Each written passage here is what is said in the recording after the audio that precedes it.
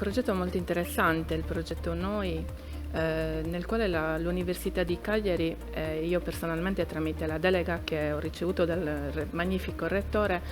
intende partecipare ragionando sulle tre linee di intervento che sono specifiche dell'università: la formazione, la ricerca e la terza missione. È un progetto che si colloca pienamente in sintonia con le iniziative che noi svolgiamo nel campo della promozione, della cultura dell'inclusione e nel supporto del progetto di vita, del potenziamento delle attività delle persone con disabilità. Lo svolgiamo nel percorso universitario e tramite questo progetto possiamo offrire un contributo importante anche nelle fasi successive rispetto alla vita universitaria e quindi l'inserimento lavorativo.